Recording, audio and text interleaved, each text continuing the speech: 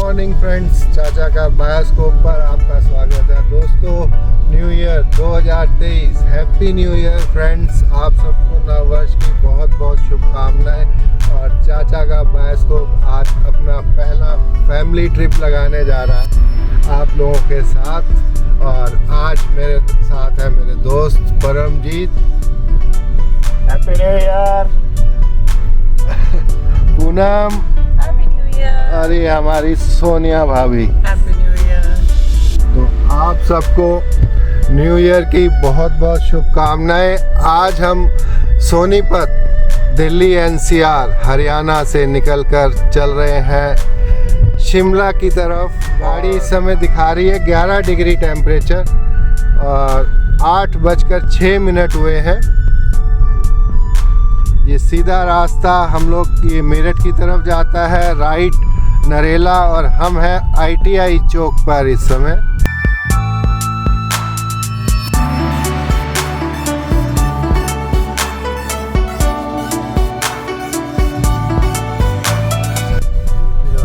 इस समय हम लोग पहुंच गए हैं मूर्थल और लेफ्ट हम हो गए हैं NH44।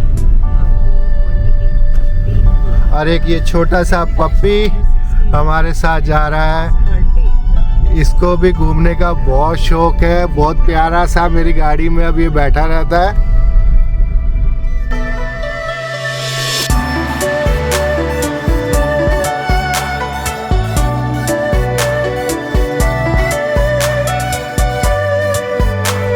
दोस्तों, आपने एक सुना होगा कल्प वृक्ष। आज मैं आपको एक कल्प वृक्ष के बारे में बताता हूँ। कल्प वृक्ष ऐसा वृक्ष है जिसे कहते हैं कि आप घर पर भी लगा लें तो आपको वो बरकत देता है, आप फलते फूलते हैं और आपका हर चीज़ प्रोग्रेसिव हो जाती है। कल्प वृक्ष के बारे में मैंने आपको इसलिए बताया, उसी के पैटर्न के ऊपर ये सरकार ने लगा दिए हैं टोल वृक्ष। ये टोल वृक्ष ऐसे वृक्ष हैं जो सरकार के लिए कल्प वृक्ष का काम करते हैं। 65 रुपये से ये चालू हुआ था अभी, और 95 रुपीज़ वन साइड इसका जो है इसका रेट हो चुका है। तो मैंने तो इसको टोल वृक्ष का नाम साथ में दे दिया। जहाँ भी जाओ, थोड़ी दूर जाओ, आपको एक ये टोल वृक्ष लगा हुआ ज़रूर मिलेगा।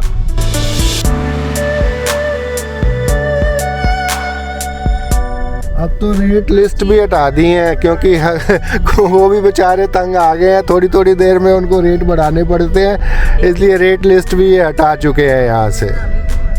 ये हम लोग पहुँच चुके हैं करनाल टोल वृक्ष पर और टाइम हुआ है 9:23।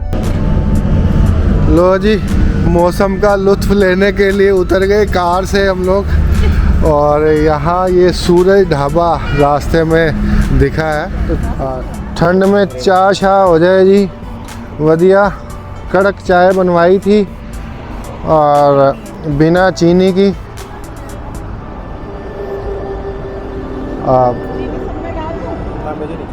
बाहर निकल के जैकेट पहननी पड़ गई।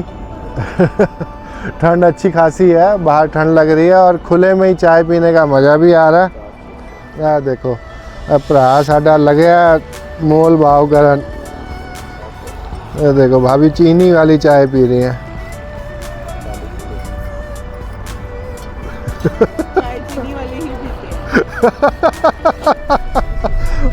अभी हम ये मारकंडा वाला शाहबाद का फ्लाईओवर क्रॉस करने के बाद अगला फ्लाईओवर नहीं चढ़ रहे और हम नीचे से हम लोग जाएंगे यहाँ से। ये काला अम्ब, हाँ बिल्कुल ठीक मुड़े हैं हम लोग। ये काला अम्ब का जो रास्ता है, सहा और काला अम्ब, ये यहाँ से हम लोग राइट हो जाएंगे। इससे हमारे को सबसे बड़ा फ़ायदा जो होगा कि जीरकपुर के पास आपको जब टूवर्ड्स आप पंचकुला या शिमला के लिए मुड़ते हैं, बहुत लंबा जाम लगता है। चंडीगढ़ काफ़ी ज़्यादा ट्रैफिक मिलता है। उस ट्रैफिक को बचाने के लिए हम लोग यहाँ से राइट हो गए। सामने साहा 17 किलोमीटर पंचकुला यहाँ से 72 किलोमीटर, यमुनानगर 56 किलोमीटर। रूट भी नाडा साहिब गुरुद्वारा हमारा दर्शन करने का प्रोग्राम है। गुरुद्वारा साहिब चलेंगे और आपको आज गुरुद्वारा साहिब दर्शन कराएंगे। नहीं कोई जो कर कंद मिलावा होई, मैं रूप न बंके नैना, ना कुल टंग न मीठे बैन, हम अवगुण पर एक गुण नाही। रन है और बहुत ही अच्छा हाईवे बना हुआ है, शानदार हाईवे एकदम, गाड़ी स्मूथ और कोई ट्रैफिक हमें नहीं मिल रहा है। और 11 बज रहे हैं, मौसम देखिए, इस समय भी धुंध का मौसम बना हुआ है। ये हम लोग सहा चौक आ गए हैं, लेफ्ट अम्बाला और राइट जगाधरी यमुनानगर के लिए, और सीधा हम लोग जाएंगे पंचकुला की तरफ। ये देखिए अम्बाला, लुधियाना, चंडीगढ़ और अमृतसर, ये लेफ्ट जाता है यहाँ से और हम लोग निकलेंगे स्ट्रेट। पंचकुला रह गया यहाँ से 59 किलोमीटर्स, नारायणगढ़ 27 किलोमीटर्स और बीच का बोर्ड आंधी तूफान में उड़ चुका है। सहा से तकरीबन 2 किलोमीटर नैरो रोड पर सिंगल रोड, नैरो नहीं कहना चाहिए, सड़क तो वो भी चौड़ी थी, कोई ट्रैफिक नहीं, उस पर भी हमें ज़्यादा नहीं मिला। और ये एक टी एंड आएगा, टी एंड से हम लोग लेफ़्ट हो गए पंचकुला की तरफ और हाईवे बन चुका है, ये भी डबल हाईवे पंचकुला जाने के लिए, बहुत ही बढ़िया रास्ता। यहाँ के मौसम से अनुमान लग रहा है कि ऊपर धूप खिली होगी, पहाड़ों पे जब हम पहुँचेंगे वहाँ धूप हमें अच्छी खिली मिलेगी। पंचकुला रह गया तकरीबन 20 किलोमीटर और यहाँ एक टोल वृक्ष और आया है। करनाल के बाद हमें यही टोल वृक्ष मिला है यहाँ पर, टोल प्लाजा। ये पारस हॉस्पिटल क्रॉस करके गुरुद्वारा साहिब पातशाही 10वीं नाडा साहिब पंचकुला।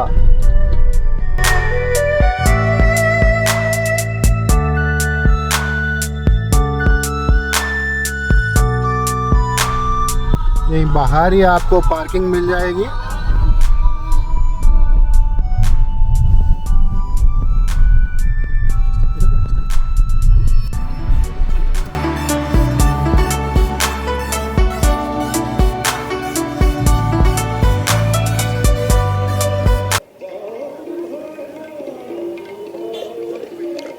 यहाँ बाहर भी पार्किंग है, गुरुद्वारे के बिल्कुल प्रीमाइसेस के बाहर भी।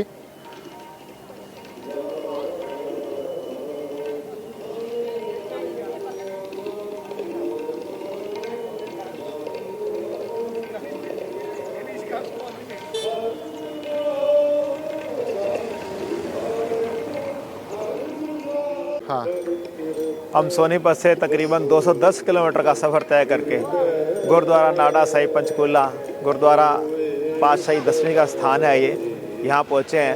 और गुरुद्वारा साहब पहुँचते ही जो सबसे पहली मर्यादा है गुरु घर की, बाहर जोड़ा घर है और जो मेरे सहजदारी वीर हैं उन्होंने सिर ढकना होता है। और यहाँ से हमने जोड़ा घर में जोड़े रख के उसके उपरांत हम गुरुद्वारा साहब अंदर जाएंगे, दर्शन करेंगे, क्योंकि ये ऐतिहासिक स्थान है। इस स्थान को दशमेश पिता 10वें पातशाह की चरण छो प्राप्त है, जब वह पंगाणी का युद्ध जीतने के उपरांत वापस अनंतपुर साहब जा रहे थे, तो यहाँ उन्होंने रुके थे। अंदर चलते हैं, गुरुद्वारा साहब दर्शन करके आते हैं। आओ, पहले जोड़े जो है जूते चप्पल जो है वो जोड़ा घर में रखेंगे।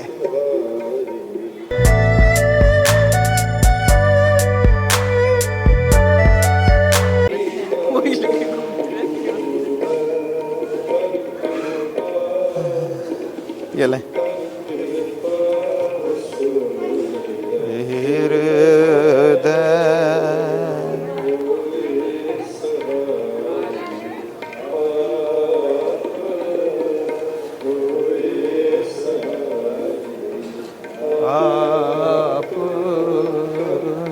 पावसो मेरे हृदय सहाई, आप सहाई आप। एक सेकेंड।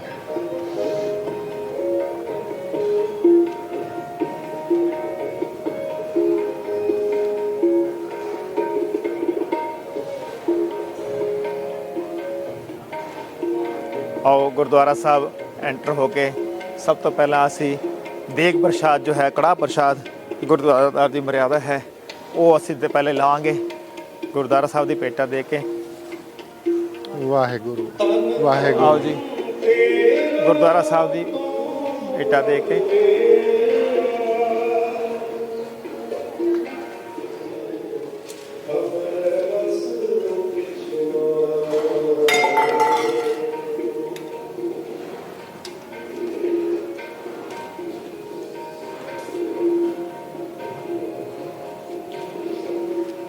ਇੱਕ ਮਿੰਟ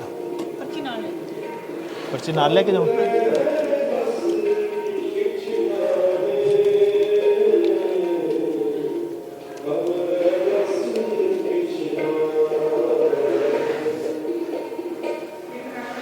ਅਸੀਂ ਦੇਗ ਪ੍ਰਸ਼ਾਦ ਲੈ ਕੇ ਆਓ ਹੁਣ ਅੰਦਰ ਅਸੀਂ ਗੁਰੂ ਸਾਹਿਬ ਦੇ ਦਰਸ਼ਨਾਂ ਹਿਤ ਅੰਦਰ ਜਾਵਾਂਗੇ।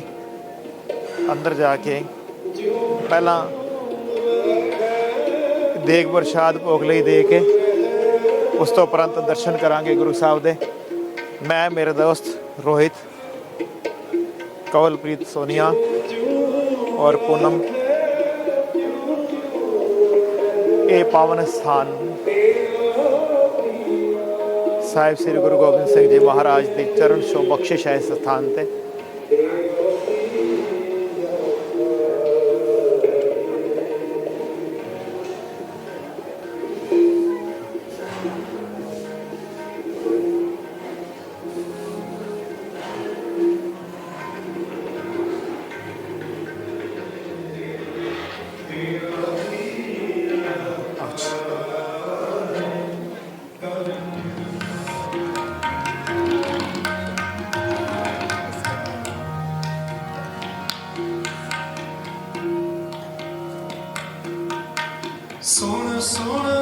नाम तुम्हारा प्रीतम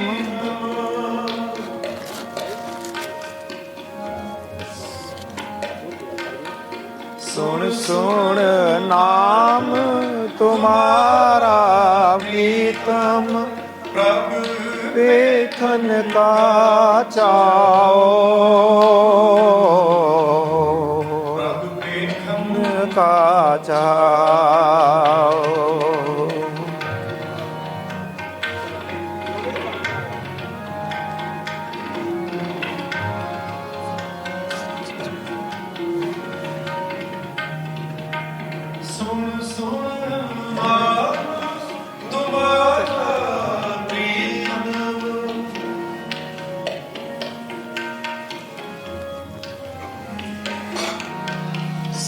सुन नाम तुम्हारा प्रीतम देखन का चाओ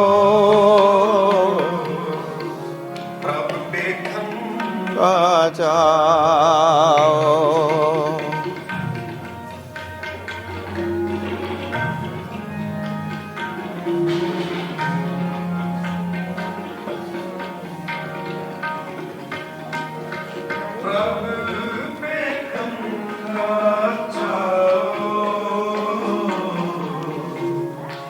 वेखन का चाओ। दया करो विरम अपने को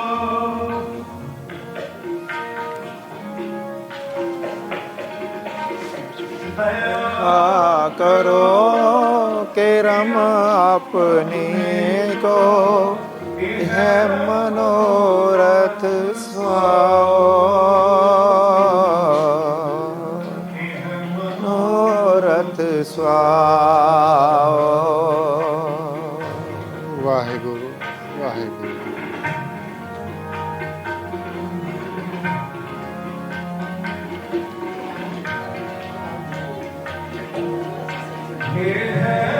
मनोरथ स्वाओ।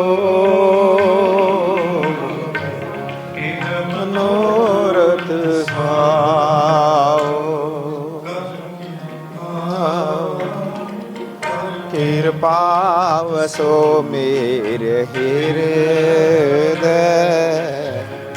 ये सहाय आप, ये सहाय आप, सो मेरे हृदय वे सहाय आप।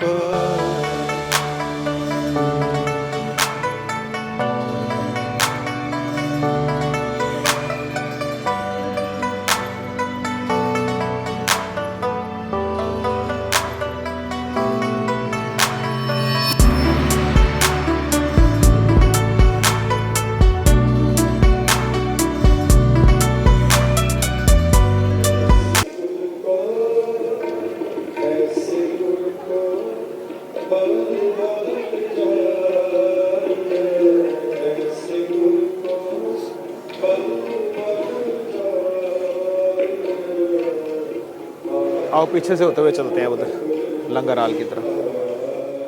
हाँ, यह है पावन पवित्र स्थान दशमेश पिता 10वें गुरु श्री गुरु गोविंद सिंह जी महाराज की चरण छो बख्शिश प्राप्त है। जब गुरु गोविंद सिंह जी विक्रमी संवत 1746 में पंगाणी का युद्ध फतेह करने के उपरांत अपने सिखों के साथ, अपने घुड़सवारों के साथ इस स्थान से निकल रहे थे, तो यहाँ मक्खन शाह लवाणा उनके परिवार के लोग रहते थे, जंगली इलाका था। तो यहाँ उन्होंने डेरा डाला और यहाँ नाडू शाह लवाणा नाम के व्यक्ति ने बहुत भारी उनकी सेवा की। कई दिन गुरुजी ने नाडू शाह के पास बिताए और जाते जाते नाडू शाह को ये वर दे के गए कि ये स्थान जो है सदैव तेरे नाम से, नाडा साहिब के नाम से जाना जाएगा।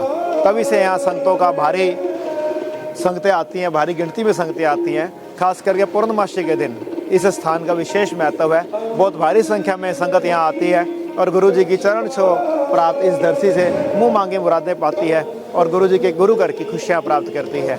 यहीं गुरुद्वारा साहब के पीछे जो सारे कमरे बने हुए हैं, ये यहाँ सारे जो है अखंड पाठ साहब चलते हैं, लड़ियाँ चलती है पाठ की। और परली तरफ जो है लंगर हाल है। गुरु साहब के दर्शन करने के बाद इलाही वाणी के कीर्तन यहाँ होते हैं। अभी भी इस समय भी ऐसे गुरु को बल बल जाइए। तो ये स्थान, पावन स्थान सह श्री गुरु गोविंद सिंह जी महाराज की चरण छो बख्शिश में प्राप्त है। और गुरबाणी में जिथे जाए वहे मेरा सतगुरु, सोथान सुहावा राम राजे। तो ऐसा स्थान, ऐसा महान तीर्थ, यहाँ बहुत दूर दूर से संगतें खास करके पूर्णमासी के दिन आके मुरादें पूरी करते हैं। और नाडू शाह जिन्होंने कि गुरु जी की भारी सेवा यहाँ प्राप्त की थी और गुरबाणी में फरमान है, सेवा करते हुए न कामी तिसको होत प्राप्त स्वामी। तो इस तरह से नाडू शाह गुरु गोविंद सिंह साहब की बख्शिशों के पात्र बने। धन्यवाद।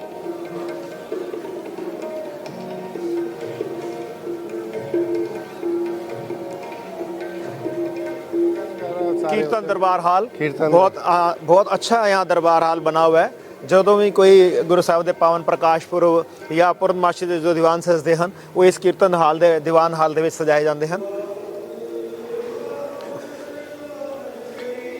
गुरुद्वारा साहिब का ही प्रांगण आप देख रहे हैं, बहुत सुंदर और खूबसूरत प्रांगण। और गुरुद्वारा साहिब वैसे भी कहीं भी आप किसी भी गुरुद्वारे में चले जाएं, साफ़ सफाई, नीट एंड क्लीन, और इतना दिल खुश हो जाता है गुरुद्वारा प्रांगण में आकर। अखंड पाठ साहब की सेवा होंदी है, लड़ीवार अखंड पाठ साहब चलते हैं। जो भी संगतां अखंड पाठ साहब की सेवा कराना चाहती हैं, वो इन सारे जो कमरे हैं ये अखंड पाठ साहब चलते हैं। और ज़्यादातर सहज पाठ और अखंड पाठ साहब की सेवा होती है। और पूर्णमासी के दिन ज़्यादातर समाप्ति होती है अखंड पाठ साहब की या सहज पाठ की।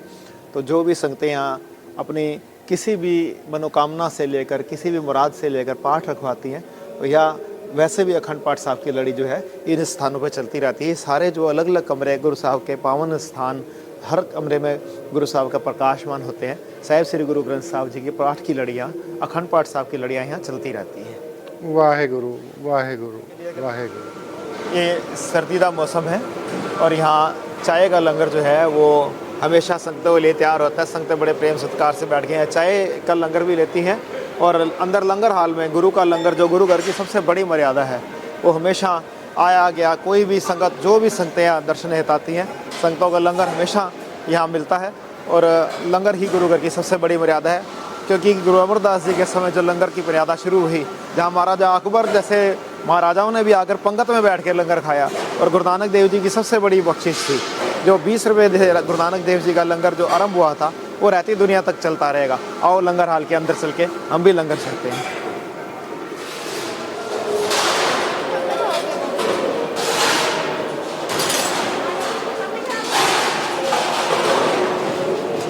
आओ जी, ये वो स्थान है जहाँ कोई भेदभाव किसी किस्म का नहीं होता और हर व्यक्ति किसी भी जात, किसी भी धर्म, कोई भी पंगत में बैठकर यहाँ लंगर खा सकता है। चावल थोड़े दे भाजी, थोड़े